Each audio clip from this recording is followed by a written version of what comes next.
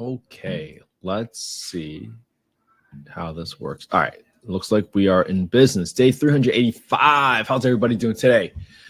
It's Saturday, October 19th. Today, we've been looking at properties that have been coming onto the market in the Birmingham market. So this is my way of keeping a pulse on what's happening in the market.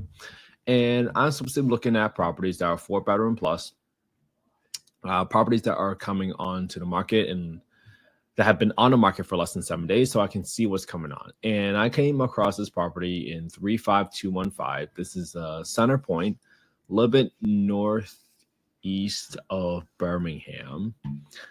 And over here, this 4-bedroom, 1-bath just came on the market, and it's roughly 1,534 square feet, 4-bed, 1-bath. So this is going to be good for my BRRRR list, right? Because if you remember correctly, what I've been doing is I have a list of a bunch of properties that have been coming on to the market, and I've been keeping track of all these properties coming onto the market that have been sold for the last 6-12 months. But also I've been keeping track of all the properties that are coming onto the market, and you can kind of see that all these 4-bedroom properties have been being sold for about 90, 80, man, it just varies all over the place, right? So for me to see what's happening in the market, I also track what's been coming onto the market in the 35215 zip code. And this is going to be a good one because now I see that this property was 4-bed, 1-bath, built in 1970, sold for 190 grand, right? This just got listed 10-12 a week ago. And now this property, 43217 Terrace, is coming onto the market and it's being listed for 145. Kind of a big difference, right? Think about it. 4-bed, 1-bath, 1534. This was built in what? 1959. So slightly older homes by 10 years. I mean, that's not too bad. And this is $145,000. This is being sold for $95 a square foot. This was listed October 1824. 0.37 acres, so no garage,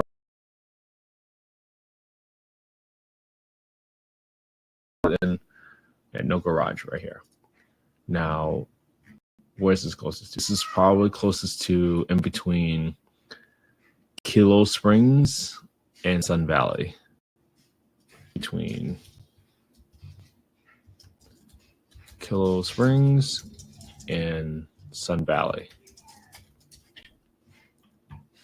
So what was the other property? The other property was Spring Lake in Morningside. So the other property that was being sold for 190 grand was across this big main street over here. So does that mean that the dollar per square foot over here is higher than this over here? Maybe, right? But these are not guarantees, right? This is why comping, looking for the after repair value, is an art, not a science. Sometimes you have to make a judgment call, but understand, right? What's a perfect comp? Well, for this property, since this is this property right here, if I were to say, hey, I'm buying this property and this property just sold for 145 grand, well, this is almost a perfect comp, assuming it's the same bedroom count, same bathroom count, same square footage, same year built, same lot size, etc. But usually that's not the case. And when that's not the case, as you get further and further away from your property that you would like to rehab, the risk goes higher, right? So what I really want to do is just talk about, well, what is the whole point of the BRRRR strategy? The whole point of the BRRRR strategy is for your purchase and your rehab to be roughly between 70 to 80%, depending on what you can refinance into. If you can get your purchase and your rehab to be 70% of your ARV, your after repair value, then the chances of you being able to pull back out all your capital through a refinance is going to be a lot higher. Why is that? Because if you are able to say, let's buy a home for 50 grand, renovate the home for 20 grand and make it worth 100 grand, well, now you can go get a loan for 70% of 100, right? So you can, similar to like if you were to buy a home for a prime residence, we hear about 20% down all the time. Well, same scenario. You buy the home, and now all of a sudden, you rehab it, and now you can get the loan from a bank to give you back essentially all the proceeds that you invest into the house. That essentially gives you a higher velocity of capital because you can recycle the same 70 grand over and over and over to expand your portfolio. But that key component is really that 100 grand. So that's why we keep track of what's coming onto the market. So as you've been seeing, we've been splitting our lives lately, not just on underwriting deals, but also building out a BRRRR list, building out a comparable sales list, because now we're able to keep track of for ourselves what's going on in the market. Okay. So for this property, I'm adding onto this market, but I'm starting to learn that this is probably the lowest dollar per square foot. Could it be because there's only one bathroom? Yeah, it could be. So what can I do, right? I probably want to look for similar square footage, but I probably want to have areas where I want to increase the bathroom count, right? If I want my comp to get a similar ARV as these other ones, then chances are I gotta be able to add another bathroom. That's just the point in fact. Okay. All right. So now that we got this stuff in place, what I want to do next is I want to underwrite this deal just to show you that, hey, what will it take for this to be a deal? So I'm going to do 145 grand for the asking price. The renovations for this property, 1534. I'm just going to assume that when the time comes, I'm just going to repaint the home at 1534. And I don't really need to do anything for the home. Maybe I'll refinish a hard floor, but by like half. Maybe half the flooring needs to be finished. I'll divide that by half in refinishing in row 91. Okay. I got $1,500. I got some $500 for landscaping. I got $1,500 for the roof in case there's any issues with the roof that I can't see right now. I got 2 high pressure flush toilets. Well, 1 high pressure flush toilet is in one bathroom, but 1 bathroom is a little hard to rent out, or they might take a little bit longer. Okay. $12,000 is my rehab when the time comes. All right. So what's my market rent? So I go to affordablehousing.com. I go to the owner section, go to the market rent estimator, plug in a bedroom, the address and the bedroom count. I can see that the average rent is 1442. Okay. Well, that makes me feel pretty good about it. What's my property taxes? I'm just going to get it right from here. 54. That seems a little low, but always double check with your county assessor records. Homeowner insurance is 112. So I'm going to equals 112 times 1.2 to add an investment premium to it, because typically I assume that this 112 is for someone that lives in the unit as a primary residence. I'm assuming that I'm going to use it as an investment property. So that's why I'm adding a 20% premium by multiplying by 1.2. I got 10% for my war chest. I got 10% for my property management expenses, 5% for my vacancy. Now, this maintenance, this war chest, this is for your roof that you know that's going to get replaced in 10, 15 years. This is for the air conditioner that's going to get replaced in 10, 15 years. This is for the water heater that's going to get replaced in 10, 15 years, right? You know that you're going to have to replace those things at some point. So this money doesn't belong to you, right? You don't want to go 100 months, not setting aside $140 a month, only to get a $14,000 bill and realize that you didn't make any money, right? Because you underestimated your expenses and overestimated your profitability. Don't do that. Don't be that person. All right. So for my down payment, I'm going to do 20% down. And then in my down payment amount in E19 is going to equals to my asking price multiplied by my down payment in F20. So that's going to be $29,000. For my loan, I'm going to zero out my second loan because that doesn't apply here.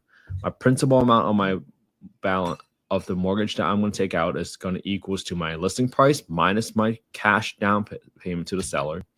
That's going to be $116,000. The interest rate is going to be, I'm going to say roughly 7.25% right now. Start date 10/1/24, just to kind of keep it in the same month. And with those numbers, as is, assuming I have 2.5% closing costs, renovations of about $12,000, I am going to be assuming renting it out for a 4-bedroom. I'm going to rent it out for a $1,442, which yields me out $102 cash flow a month, which is 2.7% cash on cash return, with a purchase price of $145,000. Okay, great. That's assuming a rehab with $12,000, just to kind of get everything nice and tidy, a little bit more modern, just to have a little bit of budget here, 20% down and 7.25% mortgage rate. Now, let's do a couple scenarios here. What if my target return is 10%, right? And again, I'm not saying 10% is the ideal return that everybody needs to meet, but you got to think about it, right? What's worth it to you for the execution risk, right? If you can go buy a treasury bond yield for about 4%, I mean, you really got to be well above 4% for it to be worth the time and energy for the risk that you're taking on. Again, not investment advice, not soliciting any investments on the call. Some people just want to break even on the cash flow, right, for their strategy. They might just want to say, well, if I can just break even, but I'm making 5% appreciation on my $1 million property every single year, well, that might be a great deal for them. But that's very risky. And that's why you got to decide what's your goal, what's your strategy, why are you pursuing this in your portfolio so that you can actually understand what you're doing in the long term. Okay. Now, let's go through this. Watch what happens to the cash and cash return as I lower my asking price. If I go to 110, let's see. Great. Now I can hit 10%, 9.5 rounded up. So assuming everything else stays constant, I can cash for $293 a month, which is a 9.5% cash and cash return with a $110,000 purchase price with a $12,000 rehab, 20% down, 7.25% interest rate. All right, I'm gonna do one more scenario. What if the interest rates continue to go down? What if they go to 6.5?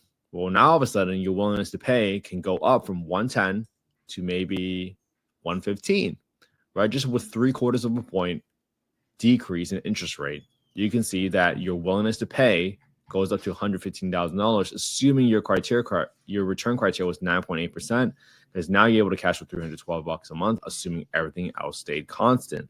So this is why you got to pay attention to the factors and why these different levers that you can pull to make something a deal dramatically affect how you should analyze your deals, right? People say, hey, Fed's probably going to decrease rates a few more times. But you got to understand that the mortgage rates are really determined by the treasury bond market. And a spread between the 10-year treasury bond and the 30-year mortgage rates, I mean, typically they go from 1.5 to 2% difference. Now, when the spreads got really bad because of all the uncertainty, they went up to as high as 3%. A 3% spread between the 10-year yield and the mortgage rates. That has already narrowed, and you got a big drop from the 10-year treasury bond yield from the high of like 5% to now 4%. So some of your biggest moves in interest rates already happened. So just be mindful of that. Understand how the mortgage rates work. Don't be that person that listens to the general market, the general headlines that, oh, Federal Reserve is decreasing rates. Learn what's really driving the mortgage rates. Learn how the 10-year treasury bond yield is doing this little slow dance with the mortgage rates, right? They move together, correlated, not causation, but correlated. Okay. So that's my goal for today. All right. I hope you can all build out your comp list just like I did.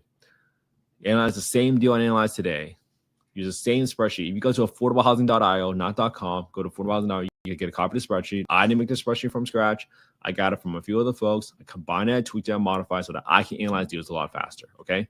So I hope you all have an amazing day. I will see you all tomorrow for day 386. Have a good one, everybody. Hopefully this was helpful, and I'll see you all again tomorrow for day 386.